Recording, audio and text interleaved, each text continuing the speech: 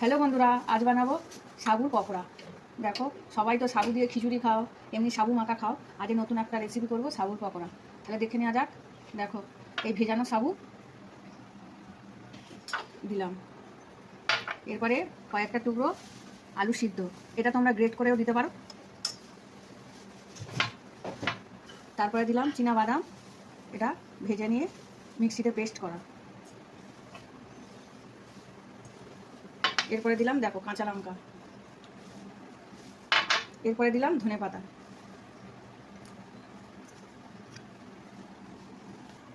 এরপরে দেবো গোলমরিচের গুঁড়ো, জিরের গুঁড়ো, স্বাদ অনুযায়ী লবণ। এইগুলো একসাথে মেখে নেবো। দেখো,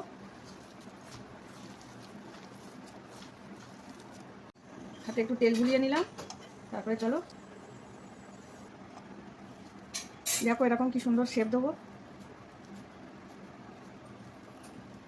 তোমরা গোল গোলও কেউ দিতে পারো, আবার এরকম শেপও সবাই দিতে পারো, যেটা খুশি।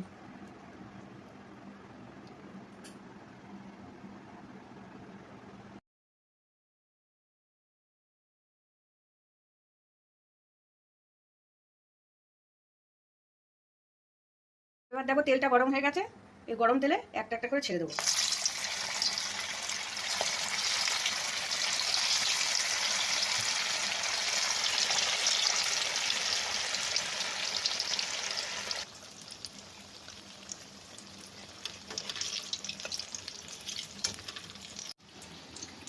লাল লাল মতো এবার হয়ে গেছে, এবারে তুলে নেবো একটা একটা করে।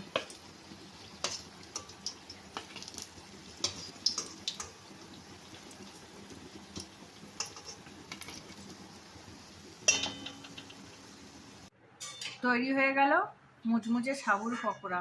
এটা সস বা কাসুন্দির সঙ্গে দুটোর সাথেই খেতে ভালো লাগে। আজের মতো টাটা।